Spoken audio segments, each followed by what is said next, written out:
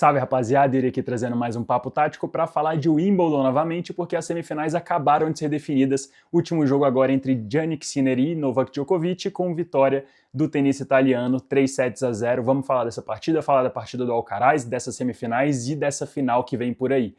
Antes de mais nada, só vou te pedir para deixar aquele like, se inscrever no canal, ativar o sino para não perder nenhum vídeo e comentar aí para a gente ter aquela discussão de sempre sobre o assunto do vídeo, beleza? Vamos pro vídeo agora. E bom, vamos começar falando da primeira partida que aconteceu na manhã dessa sexta-feira entre Taylor Fritz e Carlos Alcaraz. Foi o primeiro jogo aí das duas semifinais. Lembrando que era um confronto que não tinha muita amostragem, os dois só tinham se enfrentado duas vezes até hoje no ranking da ATP aí em outros torneios, e esse foi o maior enfrentamento entre eles já numa semifinal de Wimbledon.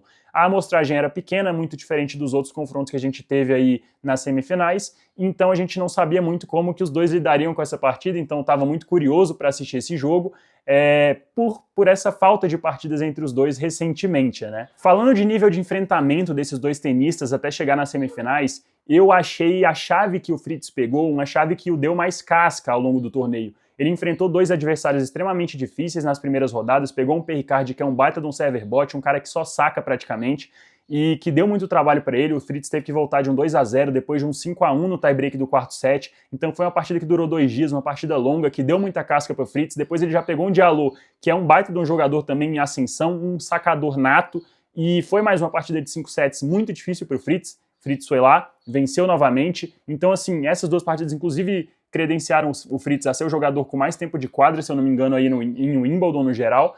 Mas, então assim, o enfrentamento do Fritz até chegar nesse jogo foi, na minha opinião, mais difícil e um enfrentamento que deu mais casca para ele chegar nas semis, até por isso eu apontei ele como um dos favoritos para vencer o título no vídeo que eu fiz sobre expectativas. Mas eu disse que ele deu azar de pegar o Alcaraz nas semis, que para mim era o principal favorito a ser campeão.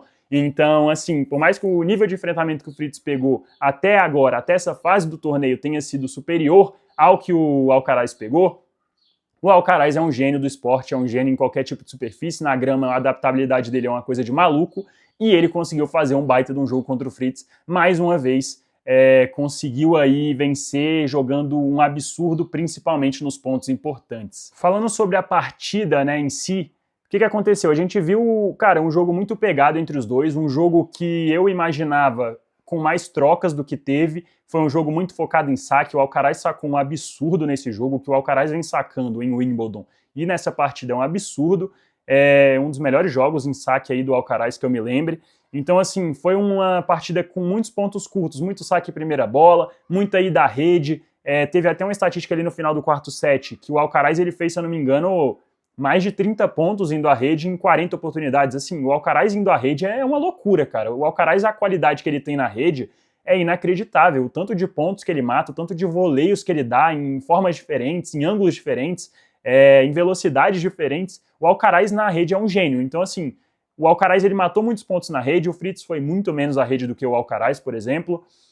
Mas o Fritz também sacava muito bem, fez vários aces, muito saque em primeira bola, então os pontos não duraram muito igual eu imaginei que poderiam durar ali até.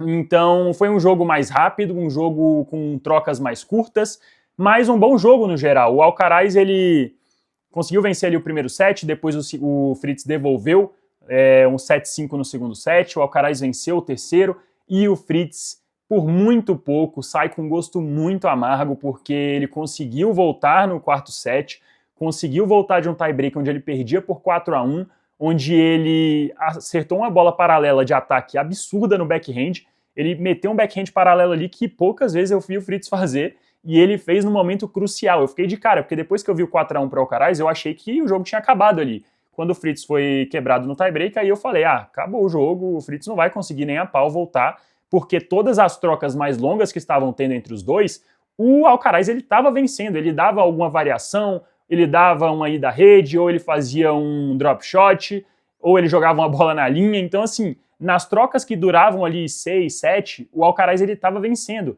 E aí, cara, quando o Fritz ele foi quebrado, que era a principal arma dele, que era o saque, eu imaginei que ele já fosse tomar ali um 7-2 no tie-break, algo assim, mas ele me surpreendeu muito e conseguiu voltar, conseguiu abrir pontos, conseguiu fazer um 6-4 muito bem, jogando muito nos pontos decisivos ali do tie-break, e tendo um saque para vencer o set e levar o jogo para o quinto set, o que seria ali uma coisa que ficaria muito em aberto, né? Poderia dar qualquer um dos dois. E assim, eu não imagino que o Alcaraz foi para esse jogo imaginando que ele jogaria 5 sets, então poderia ser até um choque ali para o Alcaraz ir para o quinto set, mas o Fritz, cara, teve o saque e aí é impressionante como o Alcaraz ativa um modo que ele vira, cara, o Djokovic, o Federer nesses momentos, porque é impressionante. O que ele jogou nos pontos importantes, no 6-4, no 6-5, depois no 6-6 e para fechar o jogo, 7-6, 8-6, cara, ele jogou bem em todos os pontos, todos, nos saques do Fritz e nos seus saques, nos seus próprios saques. E o Fritz, cara, ele desperdiça uma oportunidade muito grande, ele sai com gosto amargaço, ele não vai dormir hoje à noite, porque ele teve saque no 6-4, ele conseguiu, nas trocas que ele teve com o Alcaraz, se manter ali um pouco e ele acabava errando no final das contas, ele não matava o ponto. E até quando ele perde ali, toma um mini break de volta, ele tem um 6-5 com o saque do Alcaraz e ele consegue entrar na troca, ele consegue ter a bola sob controle, ele não fica apenas se defendendo, e ainda assim o Alcaraz consegue defender as bolas e virar o jogo e contra-atacar o Fritz de uma maneira espetacular. Então assim, tem muito mérito do Alcaraz.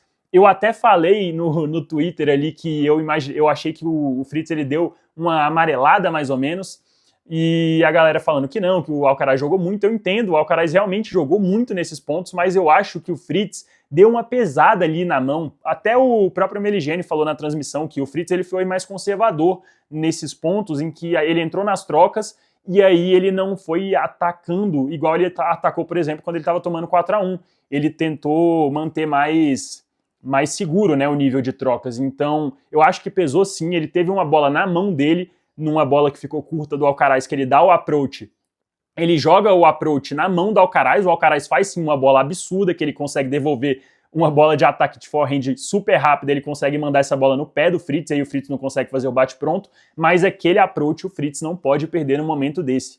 Então, assim, são esses momentos do jogo que eu acho que faltam para o Fritz chegar e talvez disputar realmente para vencer um Grand Slam, porque nesse momento do ponto, ele tem que matar, ele não pode perder uma bola de approach naquele momento que ele perdeu para o Alcaraz, porque aquilo ali é o que muda ali os jogadores naqueles momentos que você precisa ver eles entregarem realmente aquele algo a mais. E aí o Fritz ainda falta um pouco disso, apesar do Fritz, na minha opinião, ter feito uma baita de uma partida e ter vendido muito caro a vaga nas finais aí pro Alcaraz. Eu acho que ele fez ali na medida do possível o que dava para fazer, mas infelizmente nesses 4 últimos pontos do tie-break, o Alcaraz ele ativou o modo Deus jogando tênis e o Fritz, ele por mais que tivesse bem, ele não conseguiu alcançar esse modo porque não tem o mesmo talento, a mesma capacidade. Então assim, o Alcaraz acabou vencendo e passando para as finais aí numa vitória por 3-1. Já falando de Sinner e Djokovic, que foi o segundo jogo, era o jogo que a gente esperava mais, né, porque eram 2 gênios se enfrentando, eram 2 jogadores de extremamente alto nível, o número 1 do mundo contra o jogador que tem 7 títulos de Grand Slam na grama, um dos maiores vencedores na grama na história, o maior vencedor de Grand Slams da história, o tenista com mais títulos na história, não preciso falar aqui as credenciais do Djokovic, todo mundo sabe, mas era o jogo que a gente esperava mais, né? Eu, por exemplo, nas minhas expectativas, eu dei a vitória do Djokovic. Tudo bem que eu acho que aquela escorregada que ele tem no final, no último ponto praticamente, do jogo que ele venceu nas quartas de final, pode ter causado ali aquele desconforto que a gente viu o Djoko jogando. O Djoko, ele claramente não jogou 100%, eu não imaginava que ele estava sentindo da maneira que ele demonstrou sentir a parte física no jogo de hoje, então por isso eu achava que ele poderia vencer o Sinner, apesar de eu achar e ter completamente certeza que o Sinner poderia a qualquer momento dar um 3-0 no Djokovic com muita facilidade pela parte física dos dois, né? Mas como eu imaginava que o Fritz estava sentindo mais do que ele aparenta estar sentindo aquele cotovelo ali dele, eu achei que teria uma brecha para o Djoko vencer, e por ser talvez o último ano em que o Djoko realmente vai conseguir chegar longe em Wimbledon, eu achei que o Djoko teria aquele gás a mais para talvez vencer o Sinner dessa vez e avançar para as finais. Não foi o que aconteceu. Djokovic perdeu para o Sinner em 3-0, ele chegou a esboçar uma reação no terceiro set, quando ele abriu um 3-0, que eu até fiquei tipo, opa, será? Será que a gente vai ver aí um Djokovic renascendo mais uma vez no jogo de 5 sets? Mas o Sinner conseguiu ali conseguiu devolver, o Djoko até teve um breakpoint ali, né, para fazer 4-0, se eu não me engano, que ali mataria o set, mas naquele momento mesmo ele perdendo, eu imaginei que ele conseguiria pelo menos fechar aquele set, e aí o que a gente viu foi o Sinner voltar de um jeito absurdo, né, vencendo 5 games seguidos, e conseguiu fechar o jogo em 3 sets, mas acho que muito por causa dessa parte física do Djokovic, ele claramente não estava indo para as bolas com o mesmo vigor físico que ele vai quando ele está bem, ele claramente não estava se movimentando da melhor maneira, ele chegou a pedir um atendimento médico no final do segundo set, então assim, eu acho que ele chegou a pensar em desistir dessa partida e não ia, eu acho, mas pela torcida, pelo show, eu acho que ele quis mostrar essa partida aí para essa galera que estava lá, porque eu não acho que ele estava em condições de jogar essa semifinal, ainda mais contra o Sinner, que é um cara no seu auge físico e número 1 do mundo. Então, assim, era muito óbvio, eu acho, na cabeça do Djokovic, quando ele chegou para jogar, que ele não conseguiria vencer a partida, e ele realmente não conseguiu, apesar de ter tido uns lampejos ali durante o jogo. Então, o Sinner venceu muito bem, o Sinner parece não estar sentindo realmente a lesão no cotovelo, parece estar bem, apesar de estar jogando com uma proteção ali no braço. E eu acho que, cara, ele vence o Djoko, e eu até tava vendo uma live do Alenzão que ele falou uma parada que é verdade. Eu acho que o Sinner, ele olha pro Djokovic de uma maneira diferente que o Alcaraz olha pro Djokovic. Tanto é que o Sinner é um dos únicos tenistas da história que tem histórico favorável contra o Djoko. Com essa partida de agora, o histórico do Djoko contra o Sinner, que estava em 5-4 pro Sinner, fica 6-4. Então, assim, praticamente decreta que o Sinner ele vai ter histórico favorável contra o maior tenista da história aí. Então, assim, o Sinner, ele realmente olha para o Djoko, ele não olha de baixo para cima, ele olha de igual para igual, ele olha ali olho no olho. Não é, por exemplo, como o Alcaraz, que impressionantemente tem histórico negativo contra o Djokovic. O Djokovic venceu 5 partidas e o Alcaraz 3.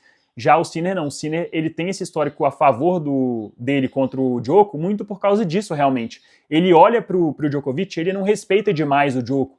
E obviamente eu não tô falando no sentido negativo, eu tô falando no sentido de ele entrar na quadra e não se amedrontar com o Djokovic na frente dele. É impressionante como ele não sente o cara que tá jogando contra ele, igual o Alcaraz, por exemplo, já demonstrou que sente, já falou em outros momentos que ver ali o Djokovic na frente dele é uma outra parada, que as pessoas não têm noção do que é isso. Então, assim, claramente o Alcaraz, ele tem um sentimento diferente quando ele joga contra o Djoko, que o Sinner não tem. E isso favorece muito o Sinner nesses momentos. Ele é muito frio e ele consegue jogar o jogo dele tranquilamente. Então, assim, ele já tinha dado um ataque no Djokovic em Roland Garros, agora ele vai mais uma vez e vence tranquilamente. Dessa vez teve o agravante da lesão do Djokovic, eu acho. Mas ainda assim, jogando do jeito que ele estava, ele venceria o Djokovic 100% também.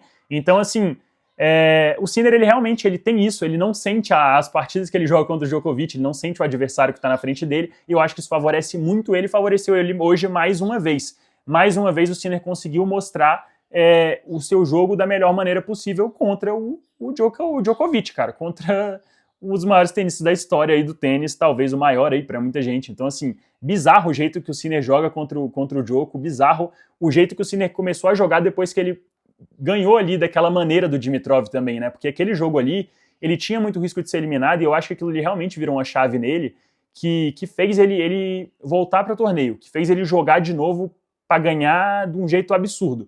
Porque eu acho que o Sinner ele poderia muito bem ter sido eliminado, ele não foi eliminado, deu aquela sorte, e isso pode ter virado uma chave ali na cabeça dele, que fez ele voltar naquele modo extraordinário que ele vem jogando aí depois daquela partida. Então ele eliminou o Shelton muito bem, agora elimina o Djoko muito bem e chega com muita confiança para essa final. E agora, senhoras e senhores, a gente vai ter mais uma reedição do confronto Sinner contra Alcaraz, que já é uma das maiores rivalidades da história do tênis. É impressionante o nível que esses dois jogadores jogam. Gente, realmente, Sinner e Alcaraz têm tudo para no final da carreira sentarem na mesma mesa que o Big Three. É impressionante o que os dois jogam. Eu não vejo como alguém parando esses dois nos próximos anos. A gente espera que o João Fonseca entre nessa briga aí para fazer parte desse novo Big Three, mas eu acho que, cara, esses dois, a tendência é eles vencerem e acumularem títulos de Grand Slam e chegarem perto ali dos 20. Os dois, cara, com 22, 23 anos, fazendo o que fazem, Alcaraz podendo vencer seu 6º título de Grand Slam, Sinner podendo vencer seu 4º título de Grand Slam. Então, assim, a rivalidade de já ter tido muitos jogos entre eles e muitos jogos importantes em finais, em semifinais. Então, assim, é um confronto que vem crescendo a cada dia, que vem crescendo a cada torneio que passa, e a gente vai ter mais uma vez a final entre Jannik Sinner e Carlos Alcaraz. A gente espera que seja mais um jogo absurdo, né? Eu não acho que vai ser um jogo do mesmo nível que a gente teve na final de Roland Garros, por exemplo, muito por causa da superfície que não favorece, mas eu acho que tem tudo para ser mais um jogo de 4, 5 sets, um jogo de longa duração, um jogo com muito tênis bem jogado, bonito. Acho que vai ser mais uma final fantástica. E assim, eu não vou fazer análise desse jogo agora, porque eu quero fazer um vídeo só para esse jogo, que eu devo soltar amanhã.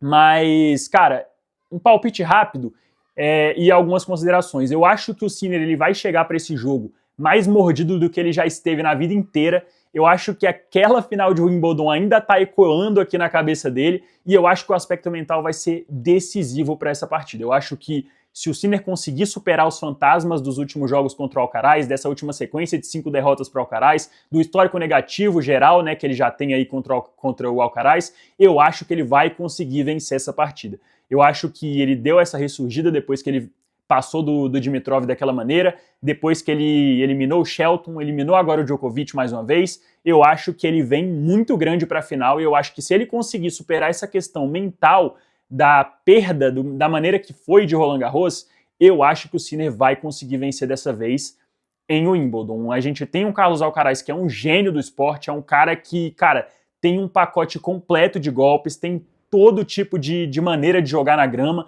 que já é bicampeão, que se adaptou muito rápido nessa superfície, que joga muito bem nessa superfície, que tá sacando muito bem, então ele ainda incrementou um algo a mais no jogo dele num momento crucial, mas eu acho que o Sinner, se o mental não pesar, eu acho que o Sinner dessa vez vai conseguir se vingar aí do Alcaraz, cometer esse crime aí contra o tenista espanhol e impedir o tricampeonato do Alcaraz em Wimbledon. Eu vou fazer um vídeo sobre essa partida ainda, espero conseguir fazer esse vídeo, mas a minha opinião aqui, de momento, pode mudar daqui para amanhã talvez, mas de momento eu tô sentindo que o Sinner ele vai vencer o Alcaraz nessa partida e eu acho que ele vai se sagrar campeão de Wimbledon.